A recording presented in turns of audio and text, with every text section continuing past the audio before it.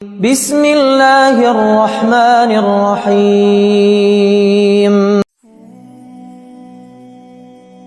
السلام علیکم ورحمۃ اللہ وبرکاتہ۔ پیارے اسلامی بہن بھائیوں، کبھی کبھی زندگی ہمیں ایک ایسی جگہ لا کھڑا کرتی ہے جہاں ہر دروازہ ہمیں بند نظر آتا ہے۔ ہمارے خواب جو ہیں وہ ٹوٹ جاتے ہیں اور ہم ٹوٹلی بکھر چکے ہوتے ہیں، اور پھر انسان سوچتا ہے کہ کیا واقعی میری تقدیر ہی ایسی ہے؟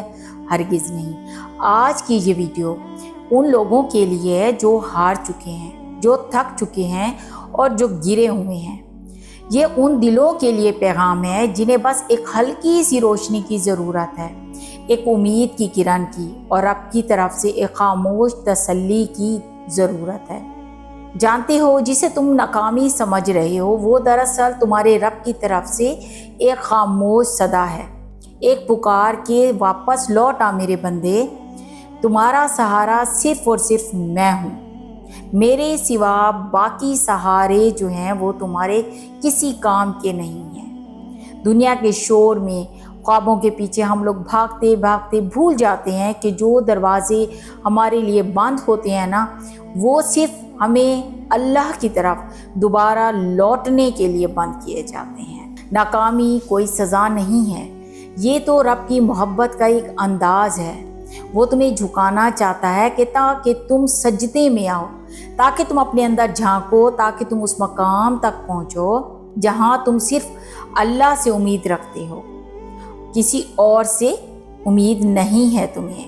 قرآن کہتا ہے سورہ بقرہ آیت نمبر 216 میں کہ اور ہو سکتا ہے کہ تم کسی چیز کو برا جانو حالانکہ وہ تمہارے لیے بہتر ہو۔ جو چیز تمہیں توڑتی ہے وہی تمہیں رب کے قریب بھی کرتی ہے، اور تمہارا خواب ٹوٹا ہے، ہو سکتا ہے رب تمہیں اس سے بہتر عطا کرنا چاہتا ہو۔ وہ چیز تمہارے لیے بہتر نہ ہو، لیکن اس وقت اس انداز میں جب تمہارا دل واقعی اللہ کا شکر ادا کرنے کے قابل ہو جائے۔ حضرت علی رضی اللہ عنہ فرماتے ہیں کہ اللہ کی نعمتیں بعض اوقات آزمائش کے پردے کے اندر چھپی ہوتی ہیں۔ تو اے انسان، رو مت، ٹوٹ مت اور ہار مت مانو۔ یہ دنیا جو ہے یہ خوابوں کا قبرستان نہیں ہے، بلکہ یہ دارالامتحان ہے۔ اگر آج گر گئے ہو تو یہ ثابت ہوتا ہے کہ تم چل رہے تھے، اب بس رکنا نہیں ہے۔ اٹھو اور یہ غم کو دور کرو، غم کی گرد کو جھاڑ دو اور رب کی طرف رجوع کرو، اور یاد رکھو جس رب نے تمہیں رات کی تاریکی میں جگایا ہے نا، وہی رب تمہیں روشنیوں کا بادشاہ بھی بنا سکتا ہے انشاءاللہ۔ پیارے اسلامی بہن بھائیوں، اگر اس ویڈیو نے تمہارے دل کو چھو لیا ہو تو کمنٹ میں بس اتنا لکھ دو کہ میں اللہ پر یقین رکھتا ہوں۔